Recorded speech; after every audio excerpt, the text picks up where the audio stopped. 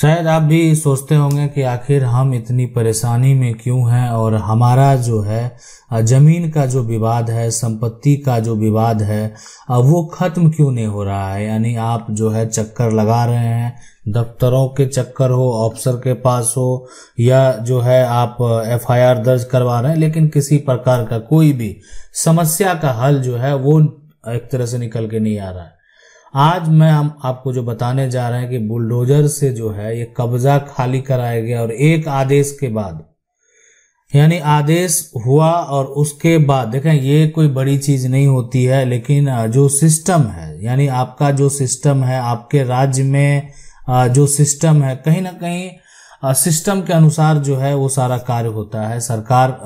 के द्वारा जो है अगर किसी प्रकार का कोई एक्शन लिया गया, मान लेते हैं ठीक है सरकार का आदेश हो गया, सरकार के द्वारा जो एक्शन लिया गया कि नहीं, जो भी अवैध कब्जा है सबको खाली करवाओ,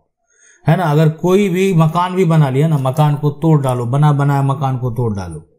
बहुत सारे राज्य में जब अगर बात करें, और जो है अन्य राज्य में सरकार अगर एक्शन लेती है, सरकार अगर किसी मजिस्ट्रेट को पावर देती है, तो मजिस्ट्रेट के द्वारा क्या किया जाएगा, एक्शन लिया जाएगा। मैं आपको बता दूं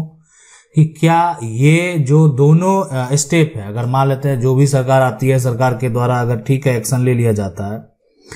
तो क्या सही होगा, क्या गलत होगा, आपको क्या करना चाहिए। आपकी प्रॉपर्टी का विवाद चल रहा है, आपकी जो है एक तरह से परिवार में विवाद चल रहा है, आपका जो जमीन पर अवैध दखल है, आपका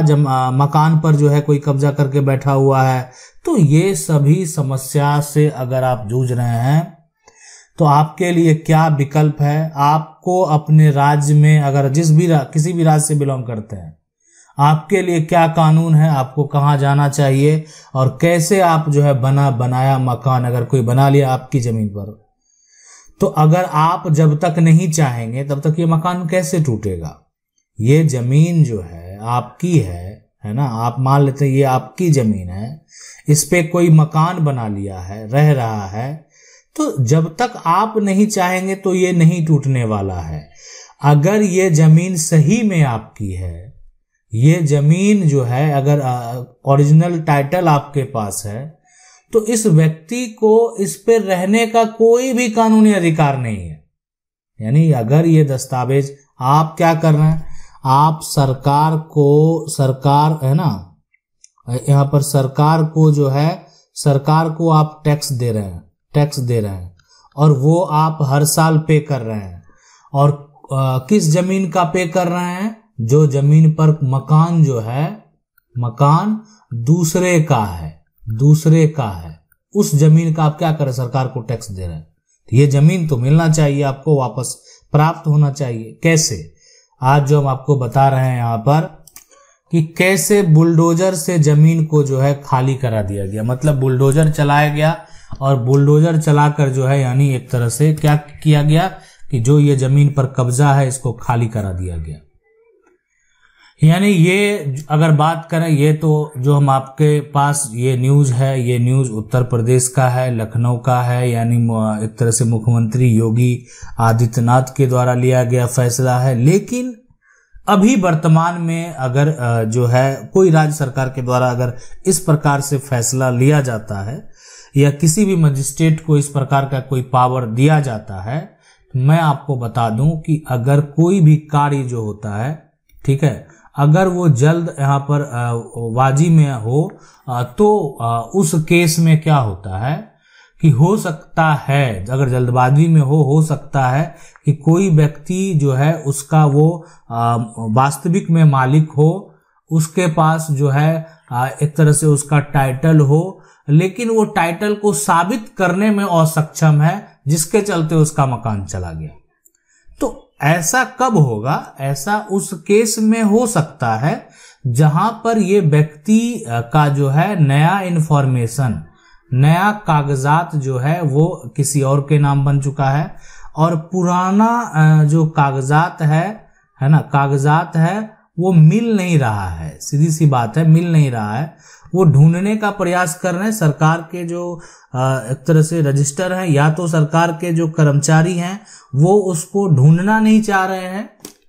और सामने वाला व्यक्ति उसको ढूंढने जा रहा है, तो उससे जो है एक तरह से ढूंढने का पूरा प्रयास किया जा रहा है, लेकिन उससे वो प्राप्त एक तरह से मिल ही नहीं रहा है, तो वो कहाँ से ढूंढ के देगा। ये भी हो सकता है कि उसको नहीं मिल रहा है या वो ढूंढना नहीं चाह रहा है। दस्तावेज के तो कई रिकॉर्ड है, कई नकल रखे हुए हैं, जिला अभिलेख में उसका दस्तावेज है। बहुत सारे दस्तावेज को जो है एक तरह से जो नए दस्तावेज है वो तो ऑनलाइन प्लेटफॉर्म पे भी मौजूद है, लेकिन जो पुराने दस्तावेज हैं, जो पुराने इंफॉर्मेशन है, वो जो एक तरह से कागजात हैं, उसको भी वो लोग स्कैन करके रखते हैं ताकि वो फट नहीं जाए, है ना। किसी का जो जानकारी है वो ऐसा नहीं कि नष्ट हो जाए, तो उसके लिए भी सरकार कदम उठाती है। लेकिन आज मैं आपको बता दूं कि उस केस में अगर मान लेते हैं यहां पर जाकर देखा जाएगा तो कहेगा ये व्यक्ति के पास कागजात है और ये तो घर बना के बैठा है, जबकि वो कह रहा है नहीं पुराना मालिक हम है। तो कहीं ना कहीं अगर आपके पास कोई प्रूफ नहीं रहेगा दिखाने के लिए, तो वहां पर अगर आपका मजिस्ट्रेट के कोर्ट में फैसला होता है, इंस्टेंट फैसला हुआ, तो आपका मकान टूट सकता है, आपका घर गिरा दिया जाएगा, आप किसी दूसरे के जमीन पर है। सरकार के द्वारा जो फैसला लिया गया, बहुत सारे भूमाफिया जो है किसानों की जमीन को मुक्ति कराया गया बुलडोजर चलाकर, है ना। किसानों की जमीन पर जो भूमाफिया है कंस्ट्रक्ट करके अपना रोजगार कर रहे थे, जबकि वो उनकी जमीन नहीं है, एनएच है ना, और एनएच पर किसी दूसरे की जमीन को अवैध तरीके से दखल करके अपना वहां पर रोजगार कर रहे हैं वो, इसलिए कि वहां पर वो अपना दादागिरी दिखाकर जबरन जमीन को कब्जा करके, जबरन जो है जमीन, अगर मान लेते हैं बगल में थोड़ी सी उनकी जमीन है, बगल वाले का जमीन एक्वायर कर लिया, बगल वाले का कर लिया,